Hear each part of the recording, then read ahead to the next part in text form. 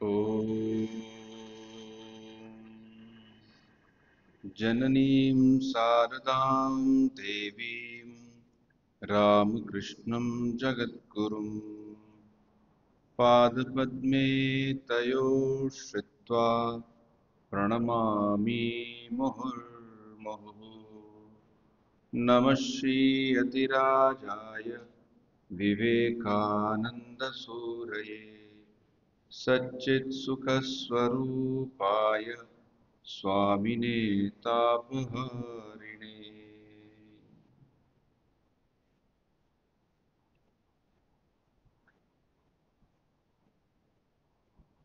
आज हम यद्यपि स्वामी विवेकानंद के वाणी पर अपना जो साप्ताहिक चिंतन है उसको आगे बढ़ाएंगे, साथ ही चूंकि अब ये नवरात्रे चल रहे हैं, नवरात्रों के अवसर पर यह जो मातृ पूजा होती है, देवी की पूजा होती है, और कैसे रामकृष्ण मिशन परंपरा में, संघ की परंपरा में इसका क्या स्थान है, इसको लेकर, इस विषय को लेकर हम कुछ चर्चा करें। अभी अभी हमने महिषासुरमर्दिनी स्तोत्र गाया। ये पहले नवरात्र से हर रोज शाम को गा रहे हैं और ये नवमी तक गाएंगे। वैसे जो रामकृष्ण संघ में पूजा की जो पद्धति है, पूजा की जो परंपरा है, वो मूलतः बेलूर मठ से, अर्थात बंगाल के उस परंपरा में जिसमें तंत्र का प्रभाव है और वेदांत का प्रभाव है, उस परंपरा से ही जुड़ी हुई। इससे पहले कि हम इस विषय में कुछ रामकृष्ण मिशन की इस परंपरा के बारे में और बोले, पहले मातृ तत्व अर्थात ईश्वर को मां के रूप में, माता के रूप में जो पूजन किया जाता है, इसके विषय में थोड़ा सा चिंतन करते हैं। हम जानते हैं कि वेदों में ईश्वर को दोनों ही रूप में वर्णित किया, अर्थात वो पिता भी है और माता भी है। पहले जमाने में, बहुत हजारों वर्ष पहले, भगवान की पूजा मां के रूप में बहुत विस्तृत रूप से फैली हुई थी। इसके कुछ ऐतिहासिक शेष, कुछ इसके अवशेष जो हैं वो कुछ जगहों पे मिले हैं, जो यूरोप में है, एशिया में है और भी कुछ स्थानों पे। लेकिन धीरे धीरे, विशेषकर उन प्रदेशों में जहाँ पर अब्राह्मिक धर्मों का ज़्यादा प्रचार था, वहाँ पे ईश्वर को सिर्फ पिता के रूप में, एक पुरुष के रूप में, एक सुपर ह्यूमन बीइंग के रूप में माना जाता है। वेदों में माँ को भगवान को एक भगवती, एक माँ के रूप में भी माना गया है। और यह एक बड़ा ही अद्भुत सनातन धर्म का एक विषय है कि भगवान को हम एक माँ के रूप में, जो करुणामयी है, जिसके हृदय में संतानों के प्रति करुणा है, इस रूप में भी हम पूजा करते हैं। दो सूक्त, दो या तीन जो सूक्त हैं वेदों में, जैसे देवी सूक्त है, दुर्गा सूक्त है और श्री सूक्त है, इसमें काफ़ी चर्चा है। भू सूक्त है। इसके अलावा और भी कुछ इस तरह के सूक्त हैं, कुछ ऐसी स्तुतियां हैं। सूक्त अर्थात स्तुतियां, सुउक्त अच्छी तरह से बोला गया।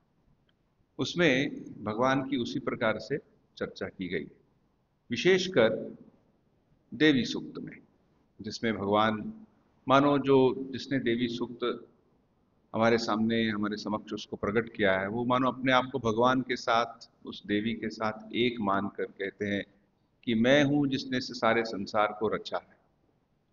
मैं ही इसका पालन करती हूँ, मैं ही राष्ट्र हूँ, मैं ही समाज हूँ, मैं ही मनुष्य हूँ, मैं ही सब कुछ हूँ। तो ये देवी का एक रूप है।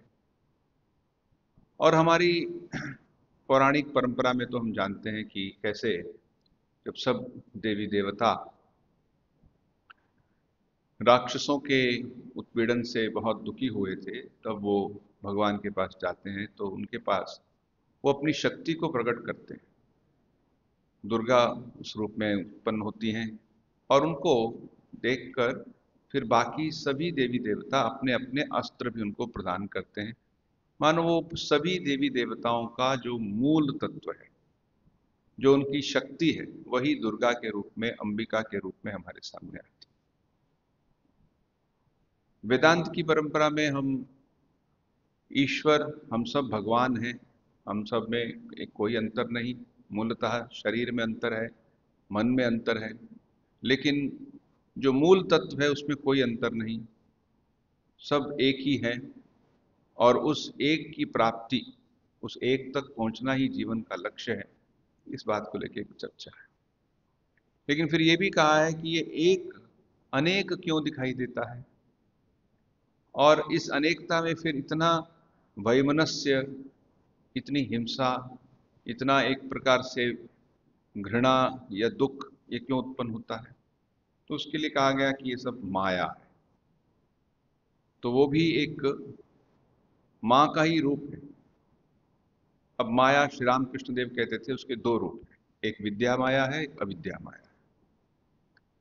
अविद्या माया वो है जो बांधती है, जो मनुष्य को इस संसार से बांधती है, संसार की चीजों से बांधती है।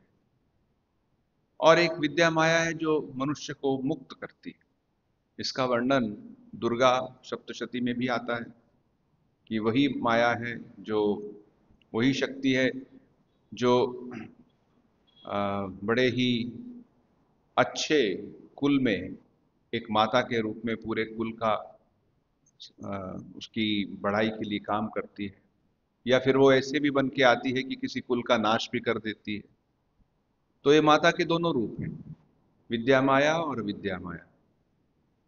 अविद्या माया के रूप में स्वामी विवेकानंद एक सुंदर घटना बोलते हैं। मैं उस घटना आपके सामने, उस घटना को आपके सामने पढ़ देता हूँ। ये स्वामी विवेकानंद के ज्ञान योग के जो प्रवचन है उसमें ये आती है।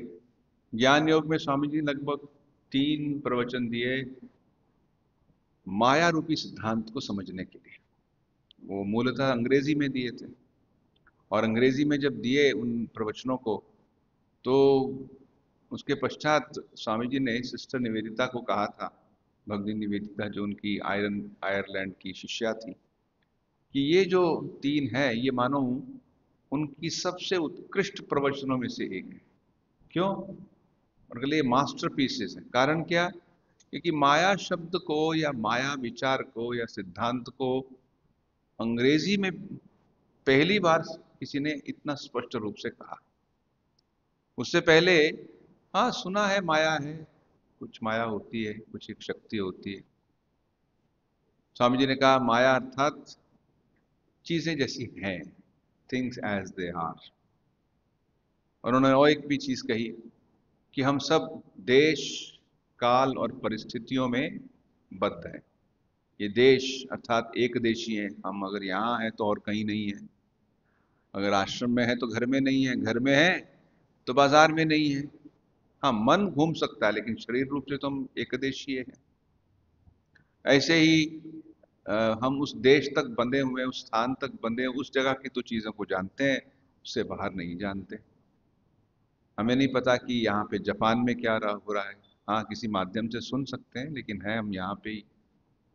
तो हम सीमित हैं एक देश तक, अर्थात हमारा शरीर एक प्रकार से इस विशाल भूखंड में एक छोटा सा एक जगह है जिसको हम कहते हैं अपना शरीर, जिसमें हम रहते हैं।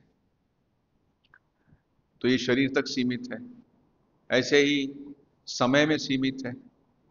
हम जैसे अभी 2024 में है, अक्टूबर के महीने में, यहाँ तक सीमित है।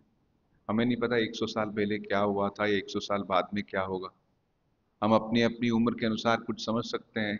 किसी की उम्र हो सकता है और 20 साल हो, किसी की 40 साल हो, किसी की कम हो ज़्यादा हो, तो उसके अंदर वो जो समझेगा समझेगा, लेकिन सृष्टि तो इससे भी बड़ी है, वो हमसे पहले भी थी और हमके बाद में भी रहेगी। तो एक अनंतता है, उस अनंतता में हमारा एक एक छोटा सा एक जिसे हम अपना जीवन कहते हैं वो है। तो देश है, काल है और परिस्थितियां या निमित्त जिसे कहते हैं। हर व्यक्ति अपनी अपनी परिस्थितियों में उत्पन्न होता है, बढ़ता है, जीता है। तो इन तीनों को मिला के जो एक वस्तु मानो उत्पन्न होती है, ये एक समझने का तरीका है, उसको भी माया कहते हैं। तो स्वामी जी ने जो कहानी कही उसको मैं पढ़ता हूं कि एक दिन नारद ऋषि ने श्री भगवान कृष्ण से पूछा, प्रभो माया कैसी है, मैं देखना चाहता हूं। भगवान तो कुछ नहीं बोले। फिर एक दिन श्री कृष्ण नारद को लेके एक मरुस्थल की ओर चल पड़े। बहुत दूर जाने के बाद श्री कृष्ण नारद से बोले, नारद मुझे बड़ी प्यास लगी है, क्या कहीं से थोड़ा सा जल ला सकते हो? नारद बोले, प्रभु ठहरिए, मैं अभी जल लेकर आया। यह कहकर नारद चले गए। कुछ दूर पर एक गांव था। नारद वहीं जल की खोज में गए। एक मकान में जाकर उन्होंने दरवाजा खटखटाया। द्वार खुला और एक परम सुंदरी कन्या उनके सम्मुख आकर खड़ी हुई। उसे देखते ही नारद सब कुछ भूल गए। भगवान मेरी प्रतीक्षा कर रहे होंगे, वे प्यासे होंगे, हो सकता है प्यास से उनके प्राण भी निकल जाएं। ये सारी बातें नारद भूल गए। सब कुछ भूलकर वे उस कन्या के साथ बातचीत करने लगे। उस दिन वे अपने प्रभु के पास लौटे ही नहीं। दूसरे दिन भी फिर उस कन्या के घर पर उपस्थित हुए और उससे बातचीत करने लगे। धीरे धीरे बातचीत ने प्रणय का रूप धारण कर लिया। तब नारद उस कन्या के पिता के पास जाकर उस कन्या के साथ विवाह करने की अनुमति मांगने लगे। विवाह हो गया। नव दंपत्ति उसी गांव में रहने लगे। धीरे धीरे उनके संतानें भी हुई। इस प्रकार 12 वर्ष बीत गए। इस बीच नारद के ससुर मर गए और वे अपनी संपत्ति के उत्तराधिकारी उनकी उस संपत्ति के उत्तराधिकारी हो गए। पुत्र, भूमि, पशु, संपत्ति, गृह आदि को लेकर नारद बड़े सुख चैन से दिन बिताने लगे। कम से कम उन्हें तो यही लगने लगा कि वे बड़े सुखी हैं। इतने में उस देश में बाढ़ आई। रात के समय नदी दोनों कगारों को तोड़कर बहने लगी। सारा गांव डूब गया। मकान गिरने लगे, मनुष्य और पशु बहकर डूबने लगे। नदी की धार में सब कुछ बहने लगा। नारद को भी भागने पड़ा। एक हाथ से उन्होंने स्त्री को पकड़ा, दूसरे हाथ से 2 बच्चों को और एक बालक को कंधे पर बिठाकर वे उस भयंकर बाढ़ से बचने का प्रयत्न करने लगे। कुछ ही दूर जाने के बाद उन्हें लहरों का वेग अत्यंत तीव्र प्रतीत होने लगा। कंधे पर बैठे शिशु की नारद किसी प्रकार की रक्षा न कर सके। वह गिरकर तरंगों में बह गया। उसकी रक्षा करने के प्रयास में एक और बालक जिसका हाथ वे पकड़े हुए थे गिरकर डूब गया। निराशा और दुख से नारद आर्तनाद करने लगे। अपनी पत्नी को अपने शरीर की सारी शक्ति लगाकर पकड़े हुए थे। अंत में तरंगों के वेग से पत्नी भी उनके हाथ से छूट गई और वे स्वयं तट पर आ गिरे एवं मिट्टी से लोटपोट होकर कातर स्वर में विलाप करने लगे। इसी समय इसी समय किसी ने उनकी पीठ पर कोमल हाथ रखा और कहा, बच्चे जल कहाँ है?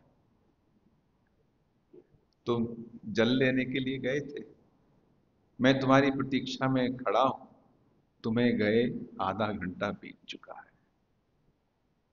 आधा घंटा? नारद चिल्लाकर बोले।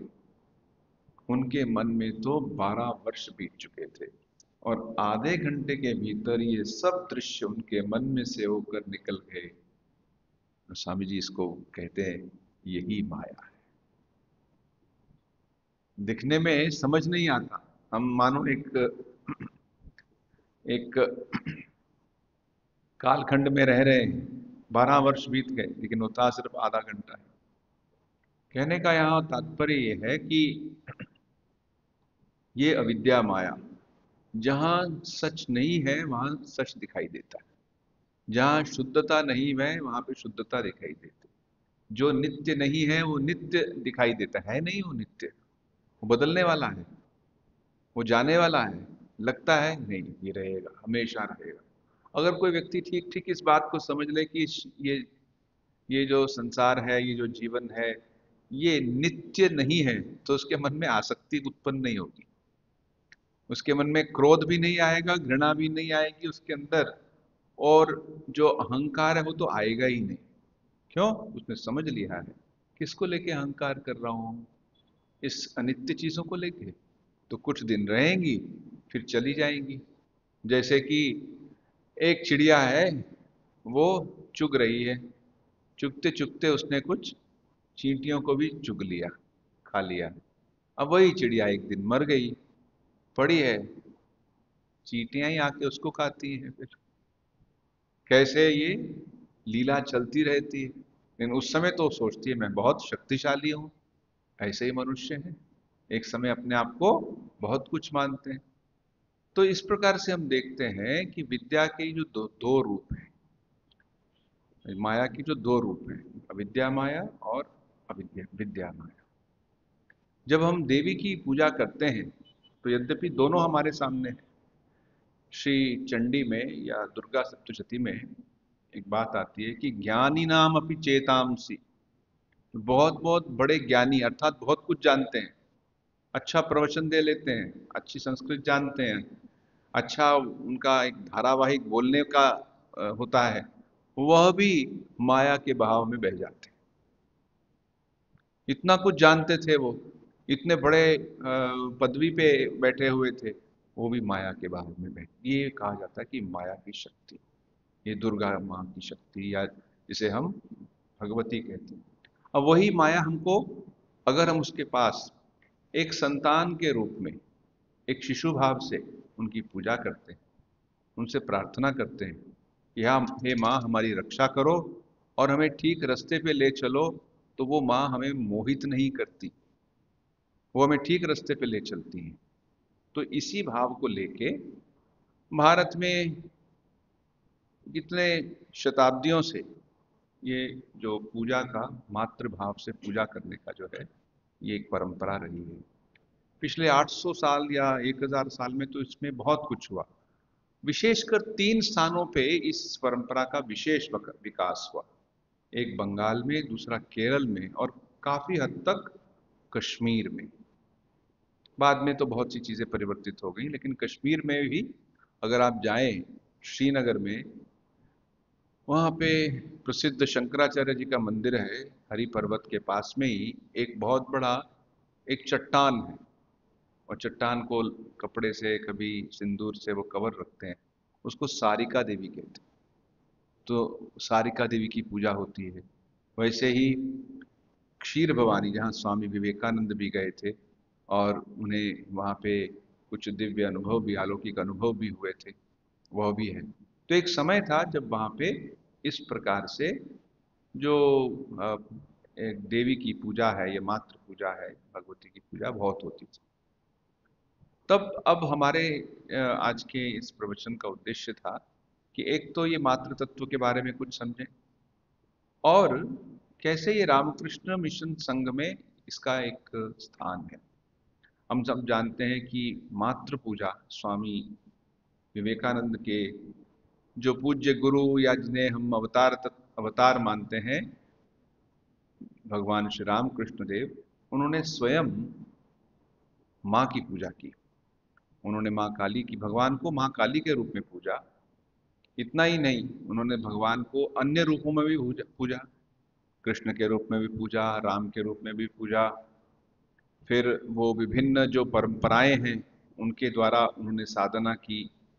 इतर परंपराओं में यहाँ तक कि वो जब उन्होंने कुछ ईसा मसीह के शिष्यों को देखा तो उन्होंने ईसा मसीह की तरह, शिष्यों की तरह प्रार्थना की। ऐसे ही कुछ भक्तिमान मुसलमानों को देखा कि वह पूजा कर रहे हैं अपने तरीके से, उन्होंने भी उस तरह से पूजा किया। तो कहा कि अंत में कि भगवान को जो चाहते हैं वो भगवान तक पहुंचते हैं, लेकिन जो भगवान से चाहते हैं वो भगवान से दूर ही रहते हैं। भगवान से हम अपनी एक लिस्ट लेके जाते हैं, मेरी ये पूर्ण कर दो, वो पूर्ण कर दो, तो भगवान कहते हैं ठीक है, तुम उसी में ही व्यस्त रहो। लेकिन जो भगवान को चाहते हैं वो किसी भी मार्ग से जाएं, वो ईश्वर तक पहुंचते हैं।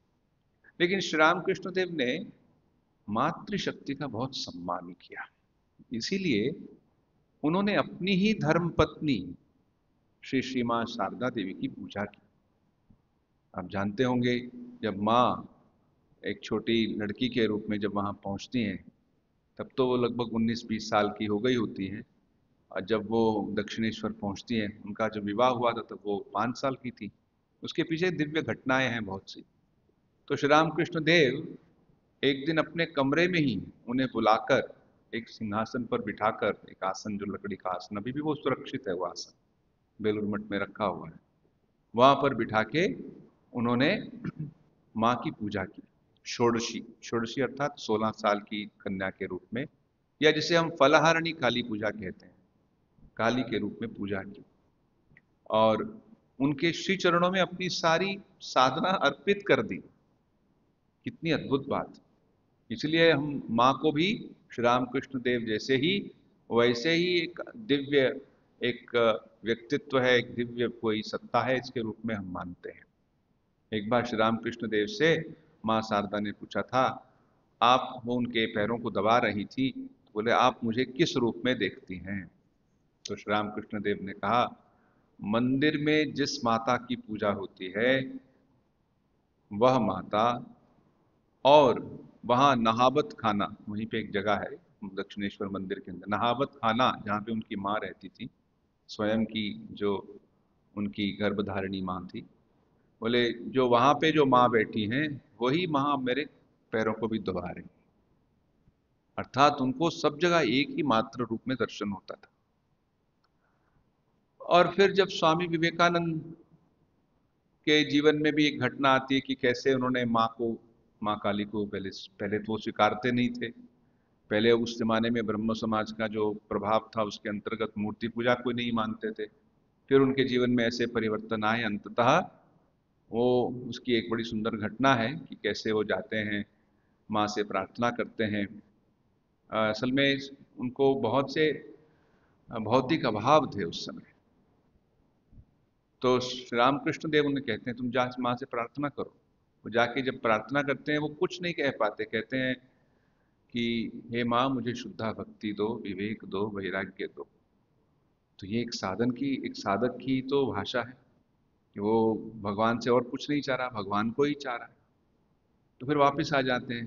श्री रामकृष्ण देव उनसे पूछते हैं कि तुमने प्रार्थना की? बोले नहीं, वो तो नहीं कर पाए। फिर जाओ, फिर भेजा, फिर वही कहते हैं, भूल जाते हैं, सब कुछ भूल के कहते हैं मुझे शुद्धा भक्ति दो, विवेक दो, वैराग्य दो, इत्यादि, अपने श्री चरणों में मुझे अनुराग दो। फिर आ जाते हैं, फिर तीसरी बार भेजते हैं, वही चीज वहां पे दोहराई जाती है। तब श्री रामकृष्ण देव उनको कहते हैं वो तेरे मुंह से नहीं निकलेगा, क्योंकि तू अंदर से सिर्फ ईश्वर को ही चाहता है। तो वहां भी हम देखते हैं कैसे वो उनको स्वीकार कर लेते हैं। और अंततः फिर और एक जो अपनी बात को संक्षेप में समाप्त करते हुए, स्वा, स्वामी जी जब अमेरिका से वापस आए और वो वहाँ पे बेलूर मठ की स्थापना हुई, तो लगभग 1901 में, आज से लगभग 23 साल, 123 साल पहले, उन्हें एक दिन स्वप्न आया कि बेलूर मठ में माँ दुर्गा की पूजा आयोजित की गई। और उसी समय स्वामी ब्रह्मानंद जी को भी लगभग उसी समय दिव्य दर्शन हुआ कि माँ, बेलूर मठ तो गंगा जी के किनारे है, तो वो गंगा के ऊपर चल के आ रही हैं बेलूर मठ। जब दोनों ने बात की तो स्वामी जी ने कहा हमें बेलूर मठ में माँ दुर्गा की पूजा का आयोजन करना चाहिए। तब बहुत कम दिन रह गए थे, ये तो एक महापूजा होती है। इसमें बहुत सी चीज़ों की आवश्यकता होती है। पहले तो मिट्टी की प्रतिमा होनी चाहिए, उसके लिए पहले किसी को बोलना चाहिए। लेकिन कुछ ऐसा दैव संयोग था, कुमार तुली एरिया जहाँ पे सब मूर्तियाँ ज़्यादातर बनती हैं, वहाँ पे एक मूर्ति जो किसी ने कहा था बनाने के लिए और वो बाद में लेने के लिए आए तो बची हुई थी। मूर्ति को ले आए, यथावत उसकी पूजा की गई, जो सामान्यतः षष्ठी से प्रारंभ होती है। पहले बोधन, जो वो परंपरा जो है, और फिर उसमें अधिवास, और फिर पहली पूजा, फिर दूसरी पूजा, अष्टमी की पूजा, संधि पूजा, नवमी की पूजा, विसर्जन की पूजा, सारी पूजाएं उसमें।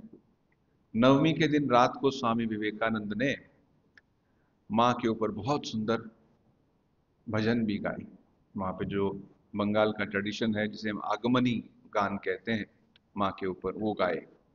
इससे पहले वो माँ के पास गए, माँ शारदा के पास, उनसे अनुमति लेने के लिए, क्योंकि हम लोग तो सन्यासी हैं, स्वामी जी ने कहा, हम ये सब कर्मकांड तो करते नहीं, हम तो पुजारी नहीं है। मंदिर के पुजारी करते हैं, सन्यासी पूजा इस प्रकार से नहीं करते। तो जब माँ ने परमिशन दिया, नहीं, ये क्योंकि श्री रामकृष्ण देव की जो इष्ट देवी थी वो माँ काली थी, ये उनका ही एक रूप है, और तुम्हें ये सब दिव्य अनुभव हुए है, तुम करो। और चूंकि सन्यासी हैं, वो स्वयं अपने नाम पे इस प्रकार से पूजा नहीं करेंगे। संकल्प मंत्र किसके नाम से होगा? बोले ये माँ शारदा के नाम से होगा। आज भी जो पूजा होती है वहाँ पे, वो माँ शारदा के नाम से ही संकल्प लेके पूजा होती है। और उसको एक ब्रह्मचारी महाराज करते हैं, और साथ में बहुत से सन्यासी साथ में सहयोग देते हैं, एक तंत्र धारक हैं, और एक साथ में और उनको कुछ कहने के लिए, वो सब सन्यासियों द्वारा ही वो पूजा की जाती है। ये बड़ी एक अद्भुत और बड़ी एक चमत्कारिक एक घटना है। आप में से जो लोग इसको देखना चाहें, आ, या तो आप स्वयं जाएं, वो तो व्यवहारिक नहीं हो पाएगा अभी, लेकिन थैंक्स टू यूट्यूब, आप यूट्यूब में लाइव देख सकते हैं। तो बेलूर मठ का जो वेबसाइट है, वहाँ पे लाइव दिखाते हैं, लाखों लोग उसको देखते हैं। टीवी में भी आता है, अभी भी बहुत से कैमरे वहाँ पहुँच गए होंगे उसको दिखाने के लिए। और उसमें ऐसे ही फिर बीच में कुमारी पूजा होती है, कन्या पूजा। एक छोटी सी लड़की को एक देवी का रूप में सजा के हमारे ही ब्रह्मचारी महाराज उनकी पूजा करते हैं। फिर बाद में प्रेसिडेंट महाराज आके उसको प्रणाम करते हैं, बाकी साधु लोग आके भी प्रणाम करते हैं। ये क्या है? मतलब सब स्त्रियों में माता का निवास है। यद्यपि सभी में माता का निवास है, स्त्रियों में विशेष रूप से उनका निवास है, क्योंकि स्वामी जी चाहते थे कि स्त्रियों को जितना सम्मान बढ़ेगा, उतनी ही देश की प्रगति बढ़ेगी, उतने ही समाज में प्रगति बढ़ेगी। तो इस प्रकार से ये पूजा शुरू हुई। आज 123 साल हो गए हैं, और ये पूजा रामकृष्ण के मिशन के लगभग 40-50 केंद्रों में बड़े स्तर पर की जाती है। बाकी जगहों पर अष्टमी के दिन पूजा होती है, या फिर उस प्रकार से कोई और उनका वहाँ का जो स्थानीय परंपरा होती है उसके अनुसार पूजा होती है। तो यहाँ हम कानपुर आश्रम में हर बार अष्टमी को पूजा करते हैं, बाकी दिन माँ के स्तोत्रों का पाठ करते हैं। हर रोज सुबह भी 7, सवा 7, 15-20 मिनट के लिए हम कुछ स्तोत्रों का पाठ करते हैं, और शाम को आरती के पश्चात इस प्रकार से महिषासुर स्तोत्र का पाठ करते हैं।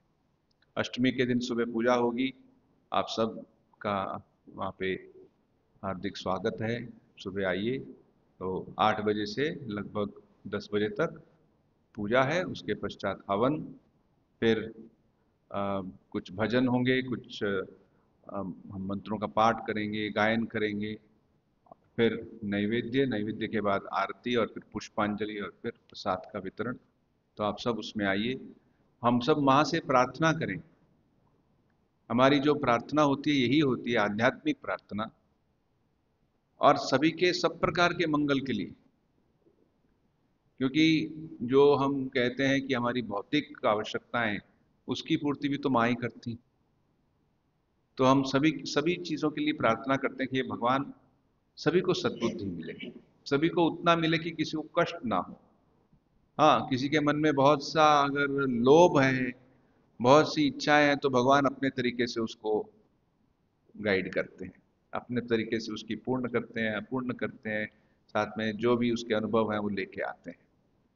तो हम तो इतना ही प्रार्थना करेंगे कि प्रभु हमें शुद्धा भक्ति दो। यह जो मात्र रूप में भगवान की उपासना है, पूजा है, इस सब के मन में एक शुद्धता का विकास हो, सभी ईश्वर के प्रति आगे बढ़े, सबके जीवन में निस्वार्थता हो, सभी के प्रति अ, एक ऐसा भाव हो कि हम कैसे सेवा कर सकें, उनकी सहायता कर सकें।